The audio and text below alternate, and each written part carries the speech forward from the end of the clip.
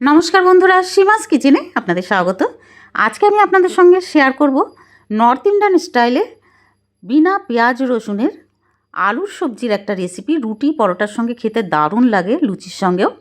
তো এই রেসিপির জন্য আলুগুলোকে সেদ্ধ করে নিয়েছি। ঠান্ডা হয়ে যাওয়ার পরে হাত দিয়ে এরকম ছোট ছোট টুকরো করে নিতে হবে। কড়াইতে দিয়ে দেবো ভেজিটেবিল অয়েল। এই রেসিপিটা বন্ধুরা ভেজিটেবিল অয়েলে কিন্তু ভালো লাগবে। তেলটা গরম হলেই 1 চামচ জিরা আর একটা তেজপাতা দিয়েছি, আর সঙ্গে গ্রেট করে রাখা আদা আর 1/2 চামচ হিং দিয়েছি। দেওয়ার পর একটু নাড়িয়ে নেব। আদাটাও কিন্তু 1/2 চামচ ছিল। এবার 1 চামচ কসুরি মেথি নিয়েছি, নেওয়ার পরে একটু নাড়িয়ে নিতে হবে।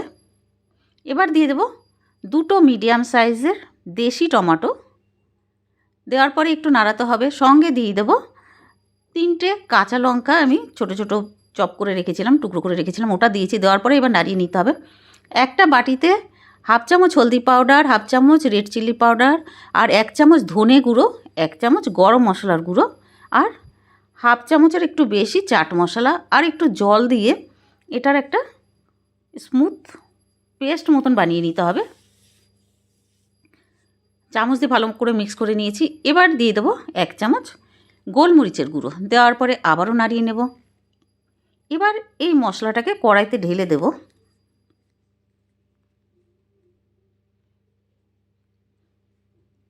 ঢালার পরে এবার আবারও নাড়াতে হবে। ফ্লেম কিন্তু এখন মিডিয়ামে আছে বন্ধুরা। বেশ 2 থেকে 3 মিনিট নাড়িয়ে নেব। তারপরে এই যে আলুগুলো ভেঙে রেখেছিলাম না ছোটো ছোটো টুকরো করে, ওটা ঢেলে দিয়েছি। দিয়ে আবারও এটাকে নাড়তে হবে মিডিয়াম ফ্লেমে। বেশ অনেকক্ষণ এই মশলার সঙ্গে আলুকে ভাজতে হবে। সঙ্গে দিয়ে দেবো স্বাদ মতো নুন। দেওয়ার পরে আবারও নাড়ব। মশলার সঙ্গে আলুটাকে যতটা ভাজা হবে না, যত বেশি ততই টেস্ট ভালো আসবে বন্ধুরা। এবার বেশ 3 থেকে 4 মিনিট আমি ভেজে নিয়েছি আলুটাকে মশলার সঙ্গে। এবার দিয়ে দেবো জল। জল দেওয়ার পরে একটু নাড়িয়ে তারপরে আমি এবার ফ্লেমটা হাই করে দেব, কারণ আলু তো সেদ্ধই আছে।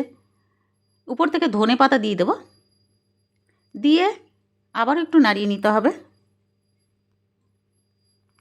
এবার তৈরি হয়ে গেছে আমাদের দারুণ টেস্টি রুটি পরোটা লুচির সঙ্গে খাওয়ার জন্য আলুর সবজি।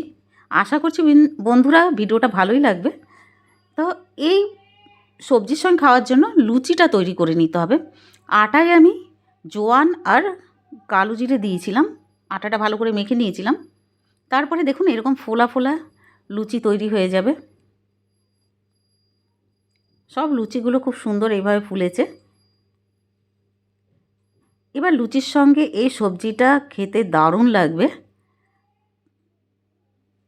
পুরো ভিডিও দেখার জন্য অনেক ধন্যবাদ বন্ধুরা। আর ভিডিওটা ভালো লাগলে প্লিজ লাইক বাটনটা দাবিয়ে দেবেন, আর সাবস্ক্রাইবও করে দেবেন,